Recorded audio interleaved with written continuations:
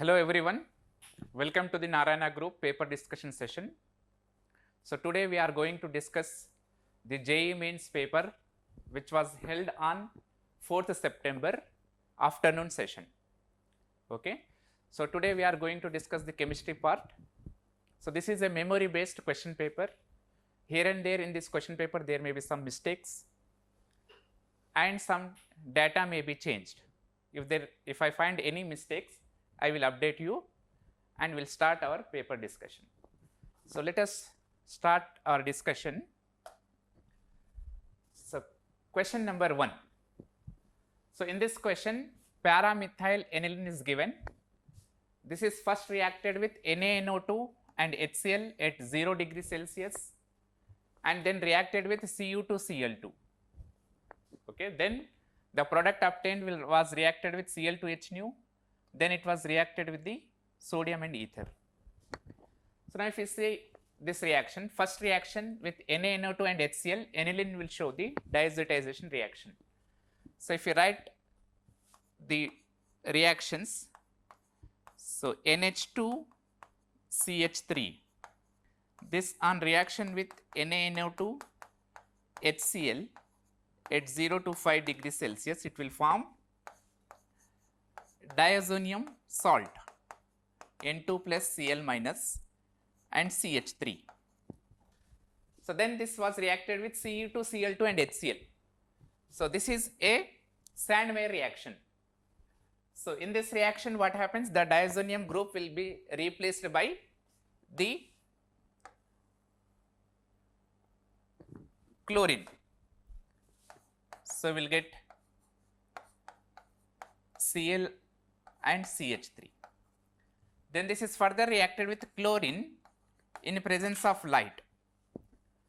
So this will show the free radical substitution reaction with chlorine in presence of light. So benzyl radical will get attacked by chlorine radical forming CH2Cl. So then this product is reacted with sodium in ether, which will show the Woods reaction. So alkyl halides will show the Woods reaction with sodium metal dissolved in dry ether. So here we have two types of the groups. One is aryl halide, other is alkyl halide. So the aryl halides are very less reactive compared to alkyl halides in the Woods reaction. So this will undergo Woods reaction at this position and will form this product Cl, CH2, CH2, phenyl group and para-chloro derivative. So this is the final answer for this question. So that is given in the option 2. Okay. So we'll move to the next question. So in next question it is given that during roasting and calcination the gases are emitted. The gases emitted produce which of the following effect? Okay. So first of all, what is roasting? Roasting is heating an ore in presence of excess of air. Calcination is heating of air in absence of air, heating the ore in absence of air. So roasting is applicable for the sulfide ores, like if I take zinc sulfide. So zinc sulfide on heating in excess air will produce ZnS, ZnO plus SO2 gas. So calcination is applicable for the hydrated oxides or carbonate ores. So if carbonate ore like calcium carbonate on heating will produce calcium oxide plus CO2 gas. So the gases emitted in the processes of roasting and calcination like SO2 and CO2 will cause which effects, it is asked. Now if you see the photochemical smog, first option. Photochemical smog is not due to SO2 or CO2. It is due to the oxides of nitrogen like NO2 because it is oxidizing in nature. So oxidizing agents like O3 and NO2 should present in photochemical smog. So this is not correct. If you take second option, acid rain. So if normal rainwater has pH around 5.6, normal rain water has pH 5.6, but if excess of gases like SO2, NO2 or CO2 are present, so they are acidic in nature, they will react with water to produce their corresponding acids like H2CO3 or H2SO3. So these undergoes dissociation to produce H plus ions, which will cause the acid rain because the pH will drop below the 5.6. So acid rain is correct because SO2 and CO2 are acidic, will decrease the pH of the rainwater. So it causes the acid rain, as well as these gases which are present in excess in atmosphere cause the global warming. So second option is correct. So we'll move to the next question. So next question is based on the drugs. So there is a drug given, Seldan or terfenadine. So how does it work on histamine? This is asked. So histamines are the chemical substances which causes allergy or nasal congestion by interacting with the receptor proteins. So histamines are the chemical messengers or chemical substances which cause the nasal congestion. Here the drug like terfenadine will act as the antihistamine.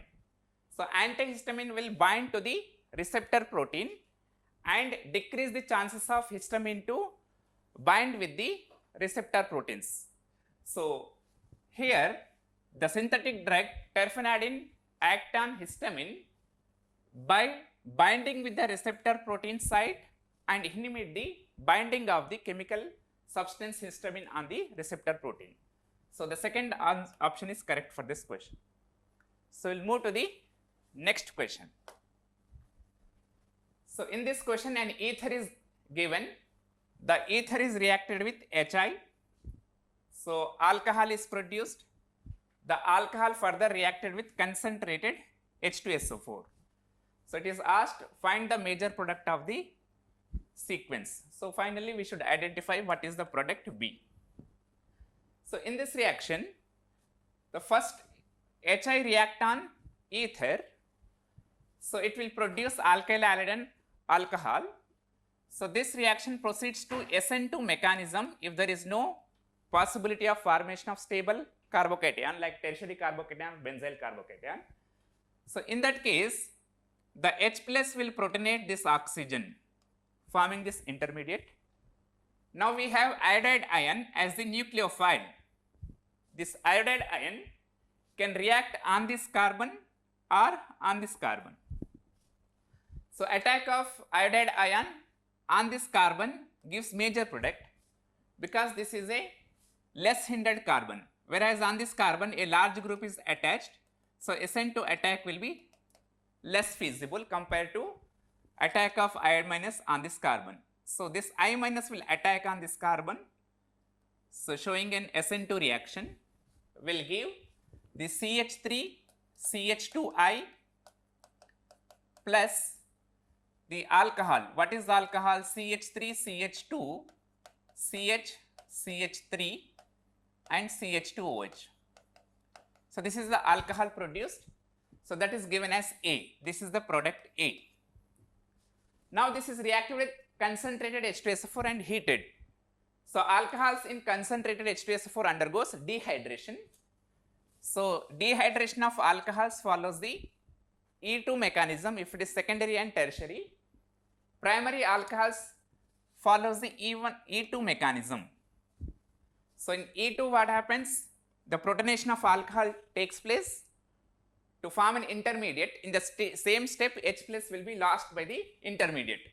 So what is the intermediate formed here? CH3 CH2 CH CH3 CH2 OH2 plus, because the H plus from the sulfuric acid will attack this get attacked by the oxygen atom. So we will get this intermediate. So here, so this H plus which is present on the adjacent carbon or beta carbon will get removed by the water molecule. So water present in the acid will take up this H plus, forms double bond here, forming an alkene.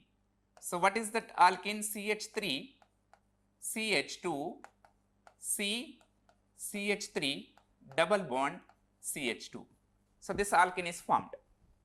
Now we can see that this alkene has this alkene is stabilized by 5 hyperconjugations. So on this double bond there are 5 alpha hydrogens. So 5 hyperconjugative structures are possible for this alkene. But when we take the double bond on the adjacent carbon, this carbon, that is even more stable. Hence in acidic medium, this alkene will undergo isomerization by undergoing protonation by the acid sulfuric acid.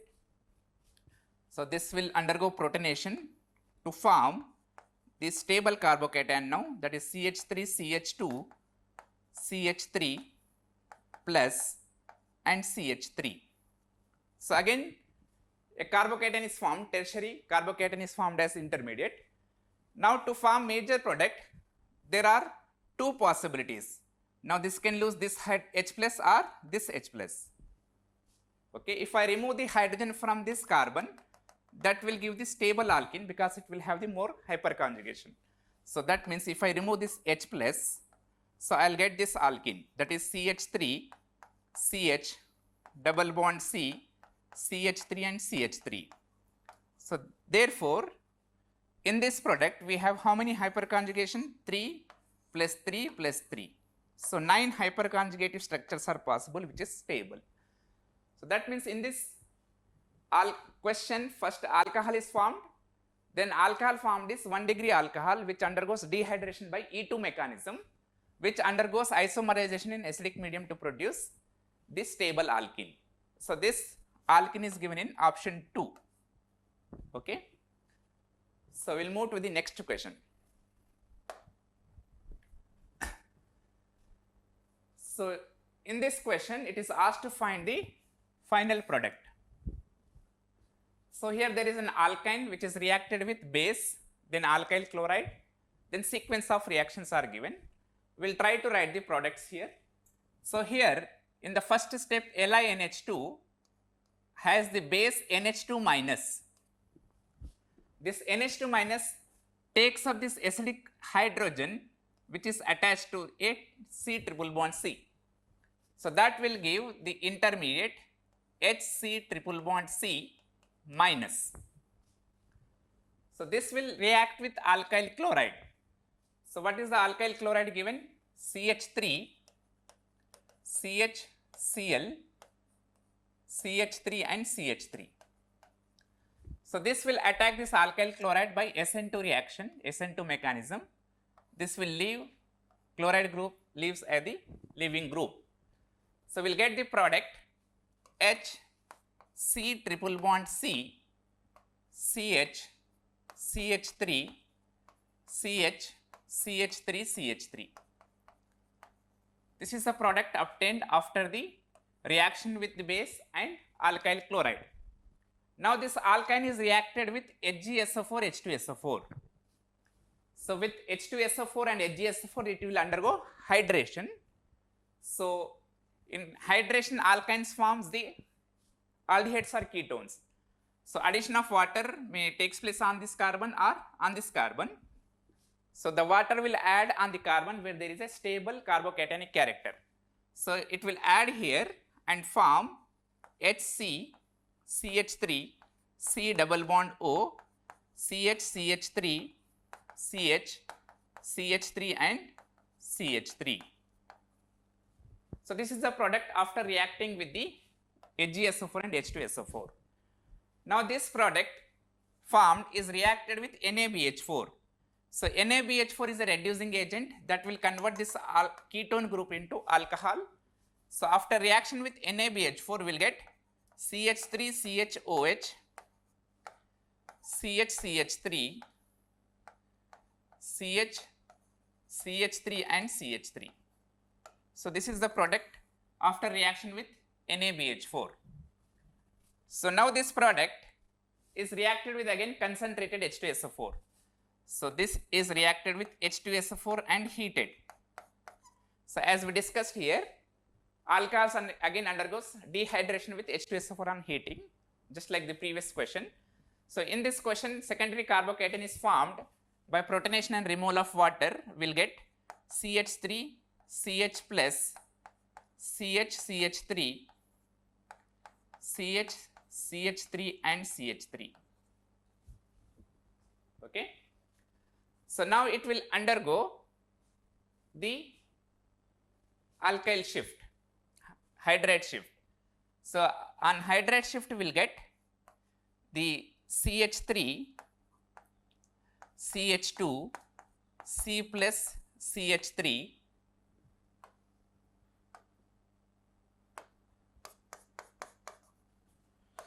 after hydride shift this hydride is transferred to this carbon. We will get CH3, CH2, C plus CH3 and CH, CH3, CH3. So hydride shift, because compared to this carbocation is stabilized by more number of hyperconjugations. Okay.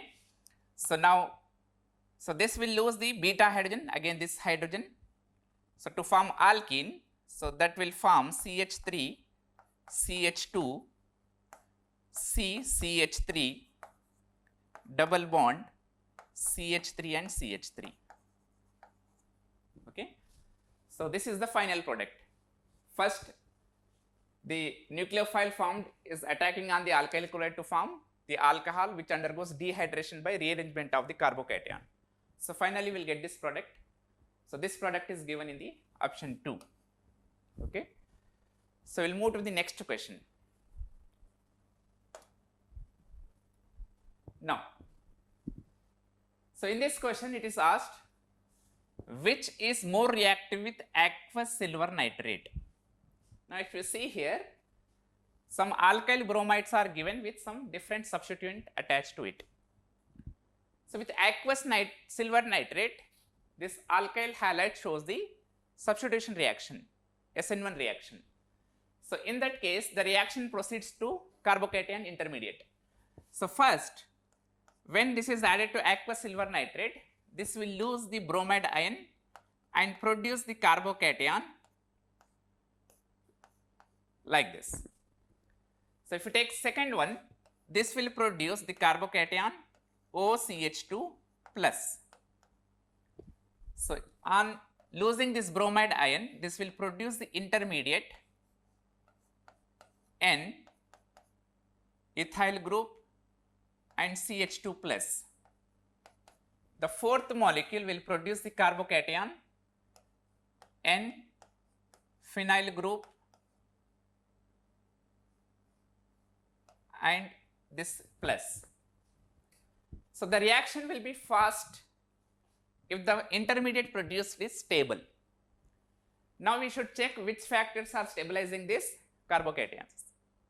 So in the first one, there is a lone pair on this nitrogen. This will stabilize this carbocation by resonance effect.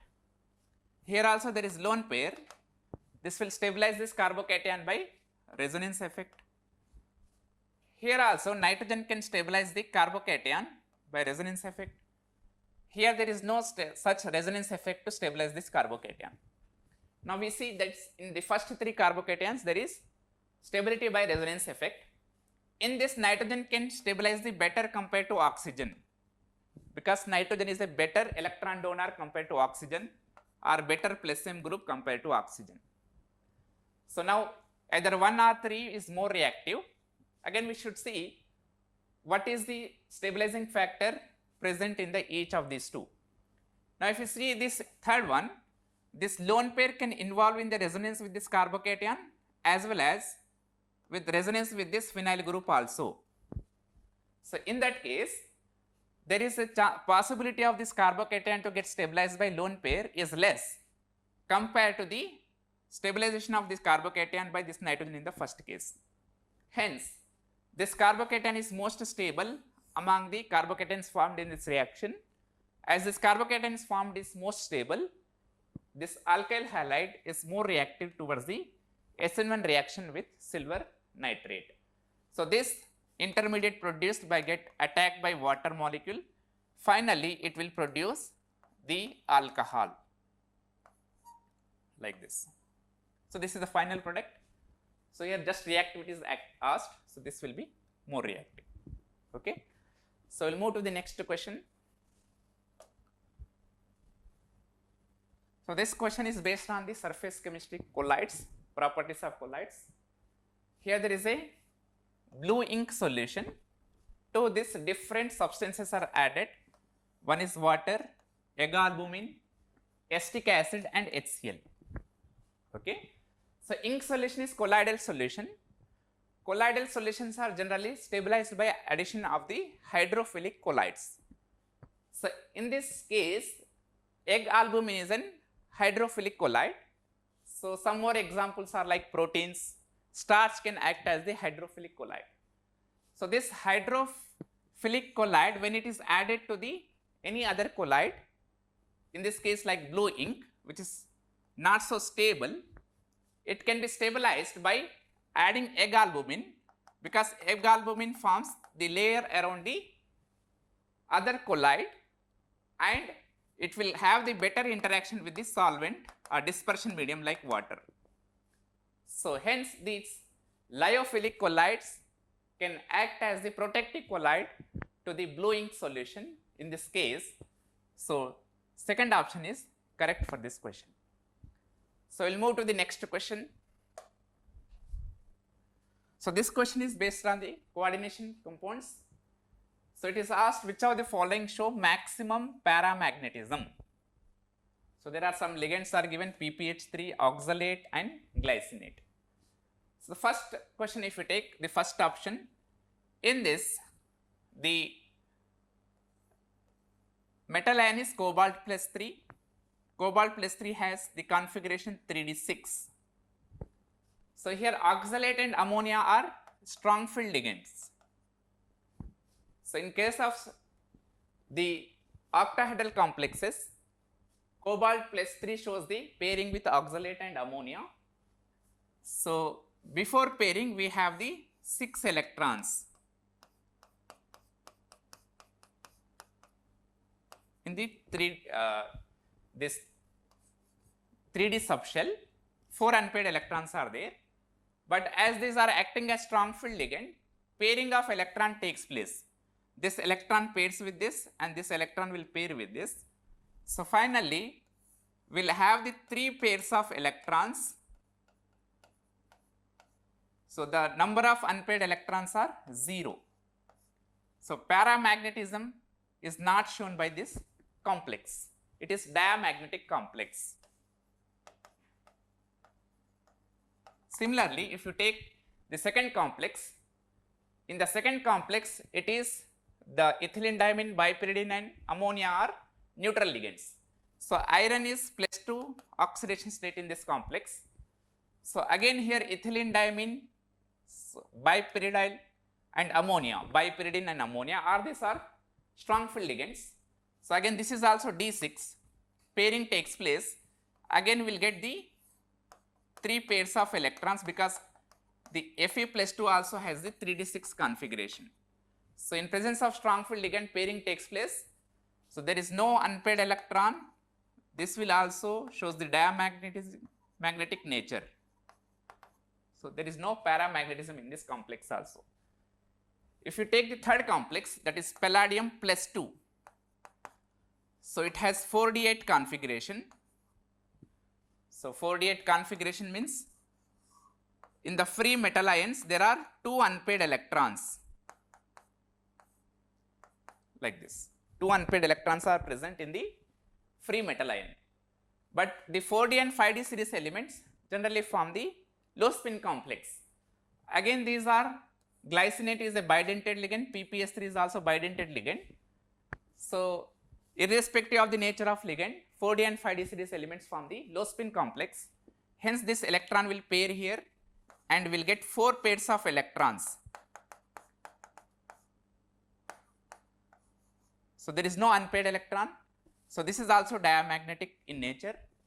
So last, if we take titanium +3, this has the electronic configuration 3d1. there is one unpaired electron in the 3D subshell. Okay. This is an octahedral complex and undergoes D2sp3 hybridization. So, this unpaired electron will remain in the D subshell and it is paramagnetic in nature. Hence, only the fourth complex is paramagnetic, remaining all are diamagnetic. So, fourth option is correct for this question. So, we will move to the next question. So, again this is based on the coordination complexes. So, it is asked which of the following has 1d orbital in its hybridization. Okay. So, first option is NiCN4 2 minus. Here nickel is in +2 oxidation state, that is D8, 3D8 configuration. So, again it has the 4 electrons as 4 paired electrons and 2 unpaired electrons. So, Cn minus is a very strong field ligand. So, 3D8 or D8 complexes have strong tendency to form square planar complexes in presence of the very strong field ligand like cyanide. So, here pairing of electron takes place from this orbital to this orbital. So, we will be having the, so all paired electrons and one d orbital vacant for hybridization. So, this will participate in dsp2 hybridization. So, the d orbital involved here is number of d orbitals 1. Now, if you take the second option, this is again the Fe plus 3, oxidation state of iron is plus 3, this has 3d5 configuration. So, there are in free metal ions there are 5 unpaired electrons in d subshell. So, during formation of complex, cyanide is a strong field ligand, pairing of electron takes place from these 2 orbitals. So, we will have the electronic configuration in presence of cyanide like this. So, now this is an octahedral complex. Octahedral complexes can have the hybridization as either D2sp3 or sp3d2. Here this will involve the D2sp3 hybridization. Hence, number of d orbitals involved are 2. So, similarly, if I take cobalt plus 3, third option, cobalt plus 3 has 3d6 configuration, where again it has the 6 electrons in d subshell. So, ethylene diamine is again strong field ligand, pairing takes place here. So, we will get 3 pairs of electrons and 2 orbitals are vacant. So, this will involve in hybridization again to undergo D2sp3 hybridization. So, d orbitals involved in hybridization are 2 again. Now, if you take last complex, that is FeF6 3 minus, it has iron plus 3, iron plus 3 is D5 configuration. So, as it is D5 configuration, there are 5 unpaired electrons. Okay. So, F minus is a weak ligand, here pairing does not take place. So, s orbitals and p orbital and 4d orbital involve in hybridization. So, it will undergo sp3d2 hybridization. So, again d orbitals are involved 2 only. So, here NiCN4 2 minus a square planar complex, this can involve the dsp2 hybridization, only one d orbital is used here. So, or you can tell directly by the coordination number. First you should identify the NiCN4 as a square planar, so dsp2. In other 3 options it is the octahedral complex. Octahedral complex has hybridization either sp3d2 or d2sp3, hence 2 d orbitals are involved there. Okay.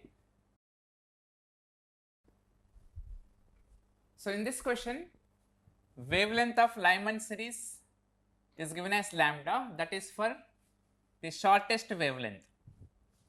So, shortest wavelength means highest energy, energy is highest in the Lyman series. Okay. So, for Lyman series we know that N1 is equal to 1. For shortest wavelength or highest energy, N2 should be very large, infinite. Now we can use the expression for wavelength, that is 1 upon lambda is equal to RH into Z square into 1 upon N1 square minus 1 upon N2 square. So by substituting here, Z is atomic number, we will get 1 upon lambda is equal to RH into Z square is 1, 1 upon 1 minus 1 upon infinite. So from this we will get 1 upon lambda is equal to RH.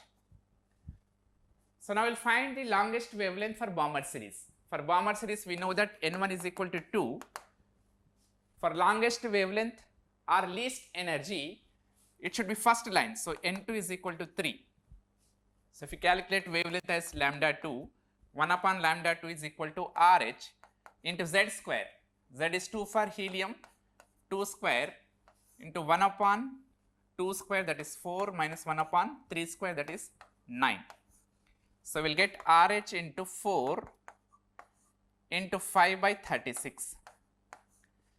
So this will be RH, we can write it as 1 upon lambda. So 1 upon lambda into 5 by 9. So we need to calculate lambda 2 value. That lambda 2 value becomes how much? So 9 lambda by 5. Okay. So that is given in option 2. So we'll move to the next question. So in this question it is asked, which of the following process is not endothermic? Okay. So that means it should be exothermic, heat should be released. Now if you take first option, here electron is added to the hydrogen. So hydrogen gaseous atom, when electron is added, it is forming H minus gas. So whenever electron is added to the isolated gaseous atom, energy is released in many cases, in some cases it may be absorbed. So hydrogen, when electron is added, the electron get attracted by the nucleus. So that attraction energy will get released as the heat energy. So hence in this case energy is released. So this is exothermic process. So whereas when we add the electrons to any inert gas which have stable electronic configuration, so they will show the reluctance for the extra electrons because their stable electronic configuration will get disturbed. So in that case, to add the extra electron to the inert gases, the energy will be required to overcome the repulsion between the electrons. It requires energy to add the another electron to the inert gases. So here the heat is absorbed, so it is endothermic process. So here O minus is for O minus ion, electron is added in third option. So we have oxygen. Oxygen, when we add electron, it will form O minus. So this is an exothermic process, energy will be released because the attraction between the nucleus and the electron added is more compared to the repulsion between these electrons and the added electron. If attraction between the electrons dominate over the repulsions, heat will be released. So when we add electron to gaseous neutral oxygen atom, energy will be released. But when we add the second electron, if you try to add the second electron, so it will form oxide ion. But so when the second electron is added to the O minus gaseous ion, so here repulsive forces between the electrons will dominate over the effective nuclear charge or attraction between this nucleus and the electron. As the repulsive forces are dominating, it requires energy to add the second electron. Hence this process becomes endothermic. So here also heat is required. So delta H is positive. So the fourth option, sodium gaseous atom is there. From the sodium gaseous atom, electron is removed. As we know, for any neutral atom, it requires energy to remove the electron. To overcome the attraction forces between the nucleus and the electron, it requires energy. Hence it is also an endothermic process. Delta H is positive. So the only reaction which is not endothermic is first reaction. Okay. So we'll move to the next question. So here again this is based on the coordination compounds. So it is asked to calculate crystal field stabilization energy of a complex containing cobalt plus 3 water molecule and 3 fluoride ions. Here delta O is given as less than pairing energy P. So cobalt plus 3 has D6 configuration, 3D6 configuration. So in octahedral complexes, d orbitals split into the two set of orbitals. One is called as T2G, other is called as EG set. Okay. So here the T2G set of orbitals have lower energy compared to EG set of orbital because the ligand approaches the metal ion along XYZ axis. So the orbitals along the XYZ axis will feel the more repulsion with the ligand electrons and their energy will get increased. So T2G set of orbitals are dxy, dyz and dzx. So here we have 6 electrons. So 6 electrons we can fill in the different ways based on the nature of the ligands. So here weak field ligands are given and delta O is less than P. So we should not pair the electron from EG to T2G set. If the delta O is greater than P, pairing from EG set to T2G set takes place. So therefore, here there are 6 electrons are there, 1, 2, 3, 4, 5, this is 6th electron. So if it is a strong field ligand, like for example, if I have COCN6, 3 minus, this configuration becomes these 2 electrons we should pair here. So this becomes T2G6 only. Here it is T2G4 and EG2. So now here it is asked to calculate crystal field stabilization energy, CFSE. So CFSE is equal to minus 0.4 into number of electrons in T2G level plus 0.6 into number of electrons in EG level into delta O, where delta O is the energy gap between the T2G and EG levels. This is delta O. So now if you see here, this becomes 0.4 into 4 plus 0.6 into 2 into delta O. So this is minus 2.4 delta O minus 2.4 plus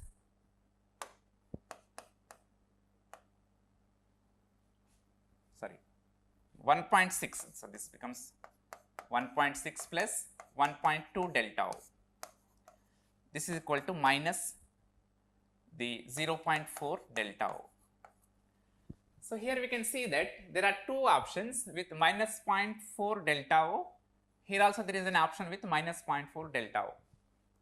So the difference here is there is a P pairing energy given, here pairing energy is not given. So we should add pairing energy only if the electrons get paired up from the EG level to T2G level. So that is in case of the strong field ligand. So in the CFSE calculation there will be a term of pairing energy in presence of the strong field ligand where delta O is more than P. Here there is no extra pairing made from EG level to T2G level because delta O is less than P. So there will not be any pairing energy term here. So therefore, the CFSE of this complex will be minus 0.4 delta O. Okay. So we'll move to the next question. So in this question, 5 moles of an ideal gas of volume V is expanded against vacuum to volume V, volume 2 times of its initial volume. So here V1 is V, V2 is 2V. Here it is asked to calculate work done by the gas. So it is expanding against vacuum. So it is irreversible process. For any irreversible process, we can write work done is equal to minus P external into delta V, that is V2 minus V1, final volume minus initial volume. Here it is expanding against vacuum, so P external is 0, so work done will be 0. So the option 3 is correct for this question. So we'll move to the next question. So in this question, there is an aqueous solution containing AuCl and AgCl. So it is electrolyzed by passing 1 ampere current for 15 minutes. So it is asked which of the following will be deposited, that is either Au or Ag, that we need to identify. So first we will calculate how much of electricity is passed through this aqueous solution. So for that, charge is equal to I into T. So 1 ampere for 15 minutes, so 15 into 60 seconds. Okay. So here we know that 1 farad is equal to 96500. Therefore, we will get 15 into 60 farads. This is coulombs. 1 farad is 96500 coulombs. So 15 into 60 coulombs will be 15 into 60 divided by 96500 farads. So if you calculate this, this is coming out to be 0.0093. Okay. So now we have aqueous solution in which number of moles of Au plus is equal to molarity into volume in liters. So in 1 liter there are 0.1 moles. In 0.1 liters it will be 0.01 moles. Similarly, if you take Ag plus, number of moles of Ag plus is equal to how much? 0.01. So we have this much of electricity, that is farads. So if you reduce it at cathode, Au plus will get 1 mole of Au plus will require 1 mole of electrons, that is 1 farad. 1 mole of Ag plus will require 1 farad. So here 0.01 mole of each is given. So here preferential deposition of metal we should consider. Here there are 2 metals. The metal which has high SRP. So in this Au plus and Ag plus has the more SRP. As it has more SRP, it has more easily get deposited as gold on cathode. It will be reduced easily compared to Ag plus. Therefore, the R 0.093, which is slightly less than 0.01 moles required, will be consumed to deposit the Au plus only. There are no electrons are left after reduction of Au plus 3, hence Ag plus cannot be reduced. So only Au plus will get reduced by using this farads.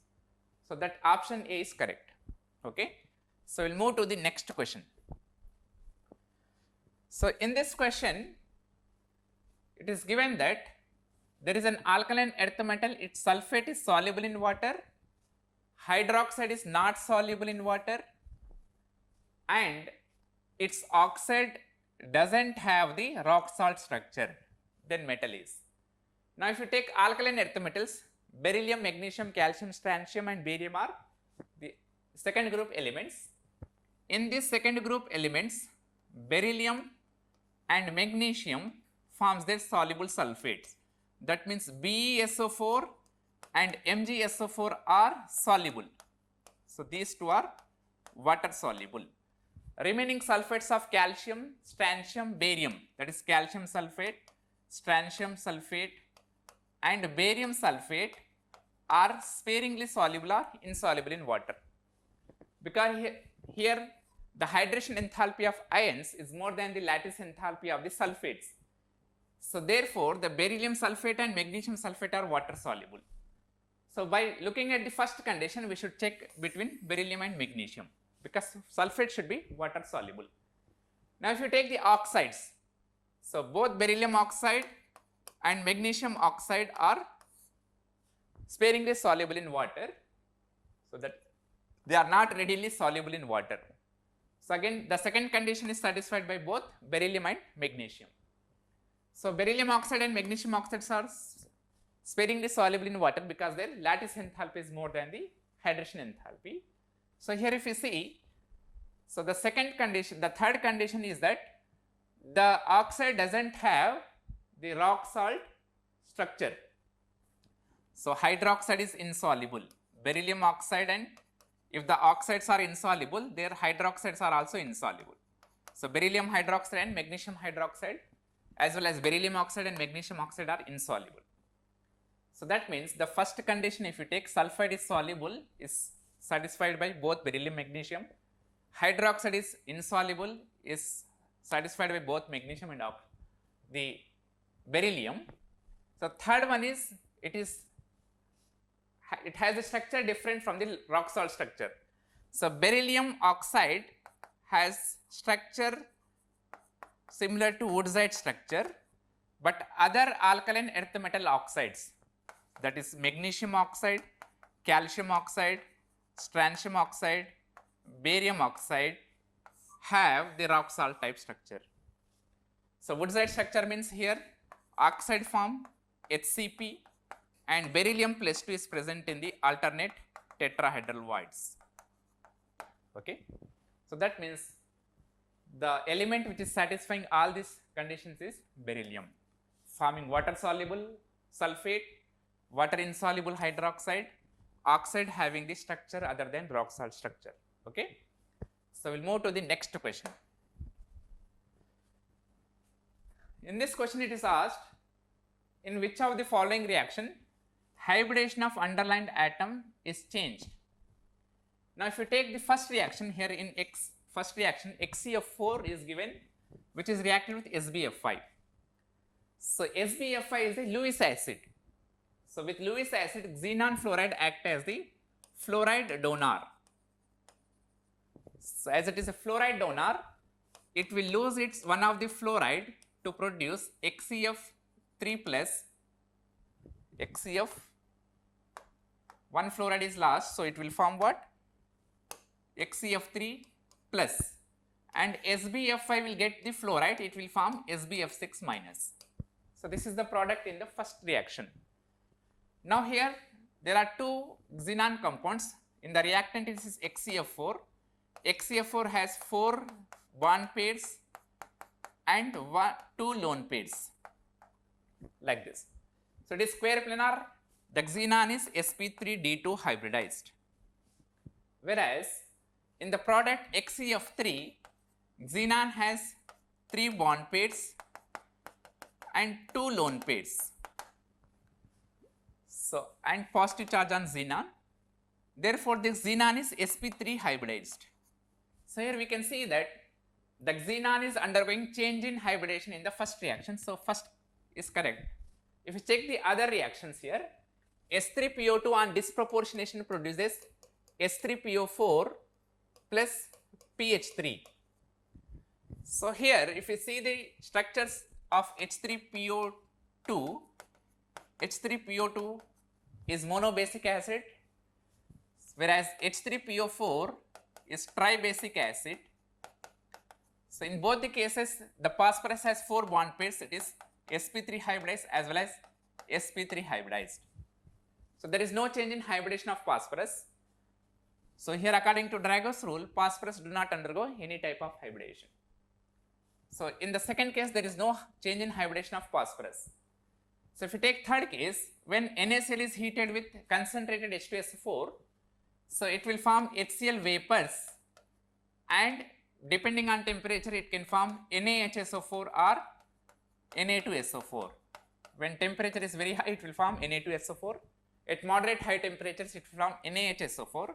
If you take any of these two products, so NaHSO4 or Na2SO4, the sulfur is having 4 bond pairs, so it is sp3 hybridized. In sulfuric acid also the similar structure, here also sulfur is sp3 hybridized. Hence there is no change in hybridization of sulfur atom here.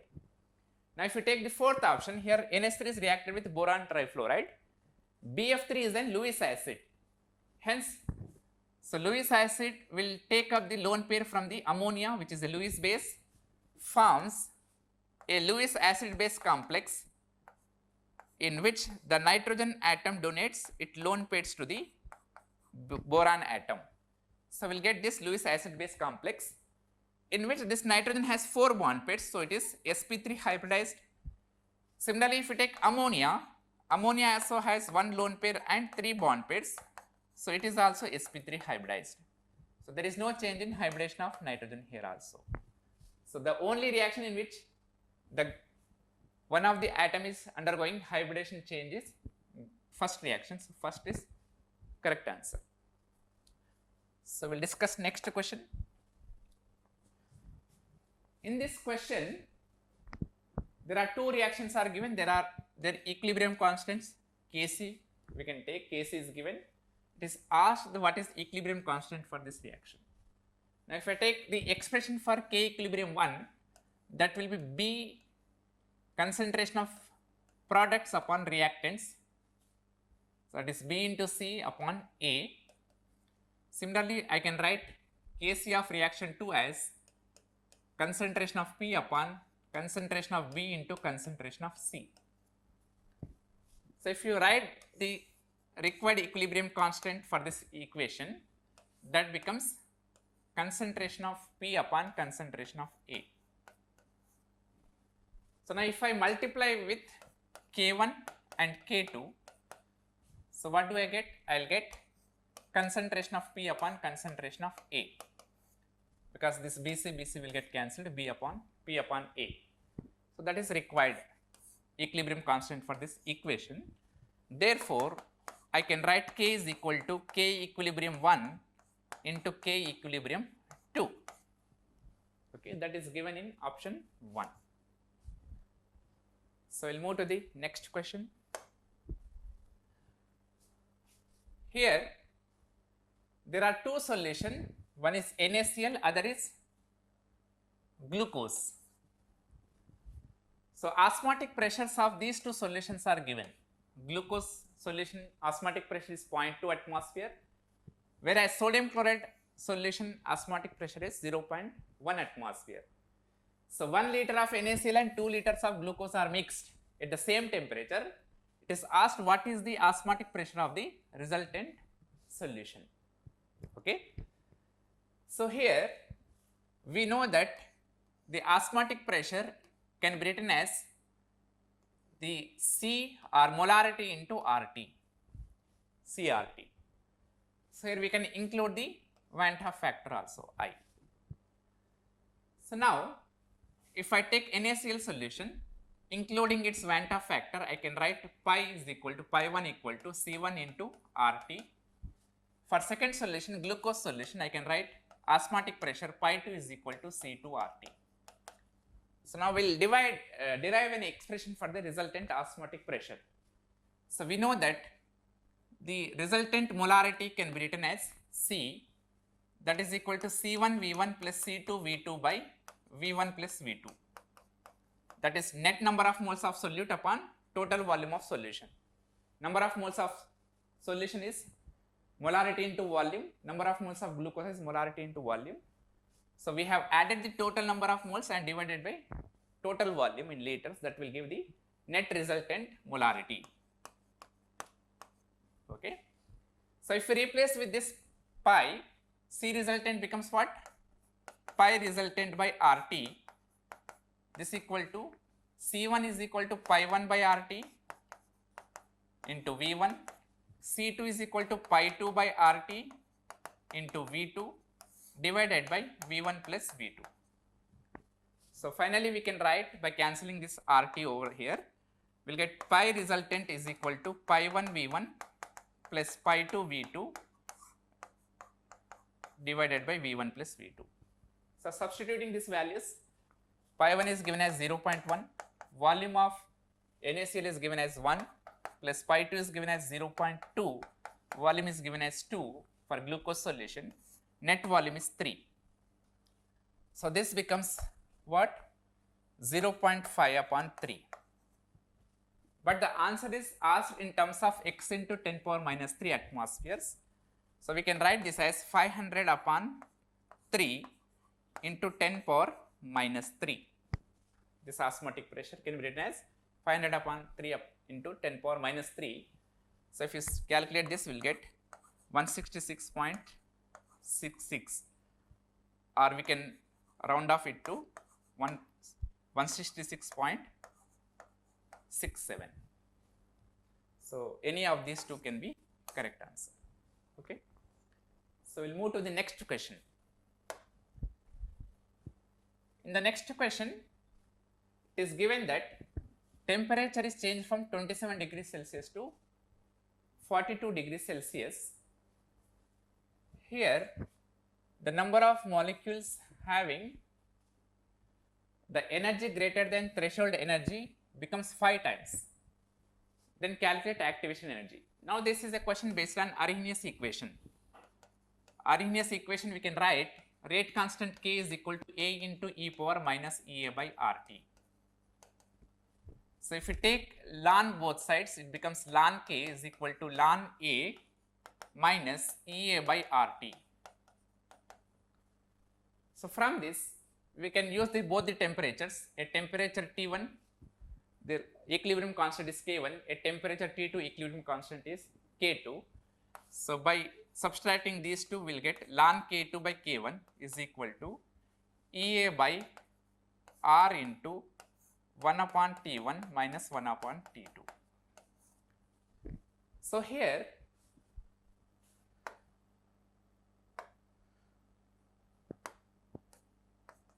we can see that threshold energy is increased 5 times.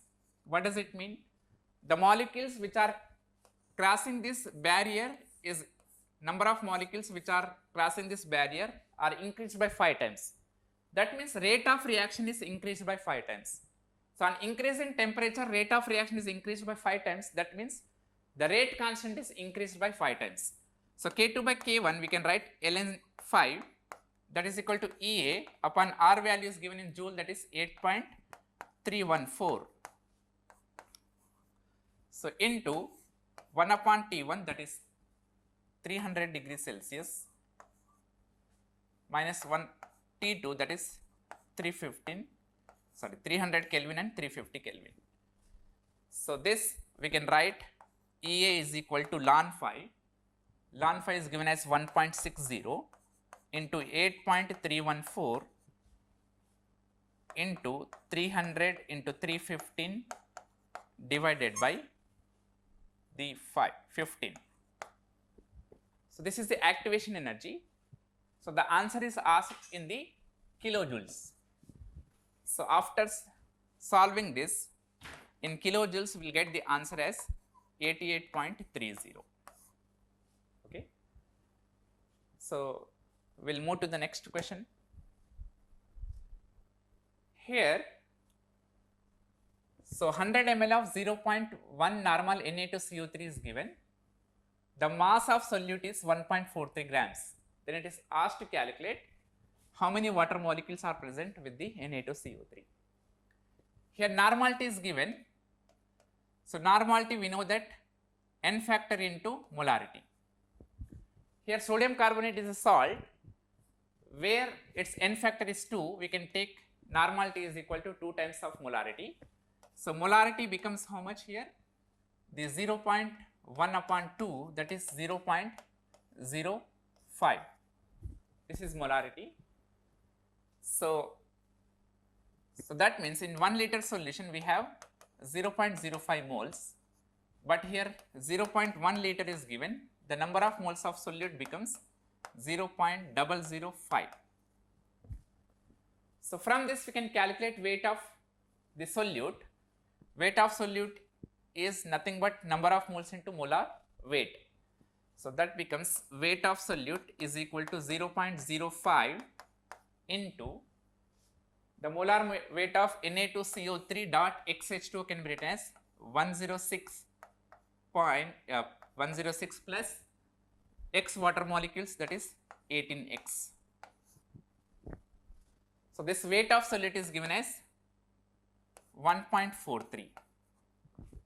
So from this we can write that 106 plus 18X is equal to 1430 divided by 5. So this is equal to 286. So from this we can write 18X equal to 180. So on dividing this we will get X value as 10. That means this is washing soda having the formula Na2CO3 dot 10H2O. Therefore, X value will be 10. So, we will move to the next question.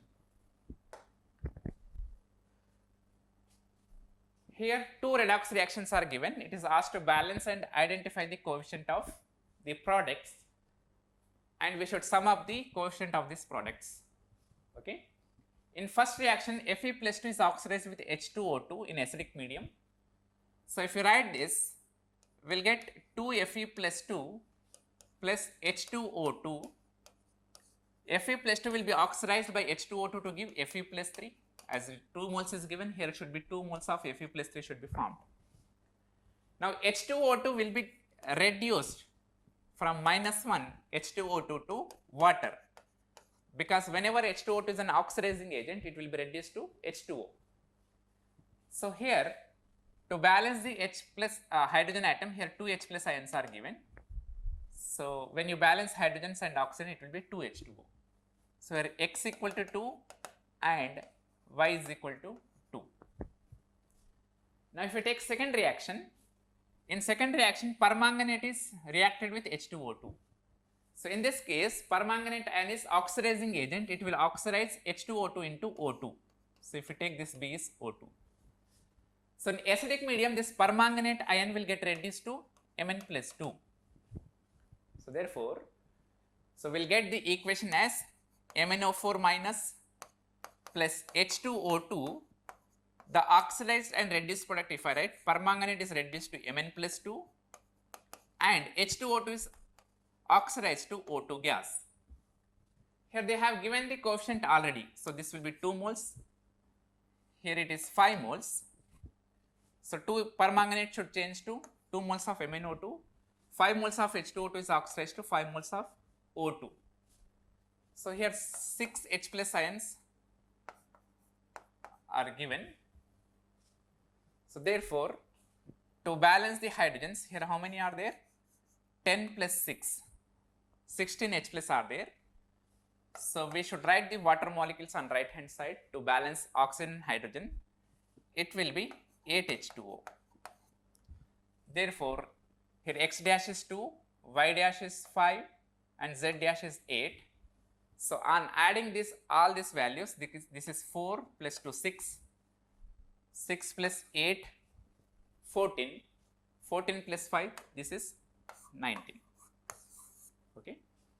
So, just balancing the equation and getting the coefficient of products and add them. So, we will get 19. So, we will move to the next question. In this question it is asked how many chiral centers are present in threonine. Threonine is an essential amino acid. So, this has the structure CH3, CHOH, CHNH2, COH. This is an alpha amino acid containing the hydroxy group.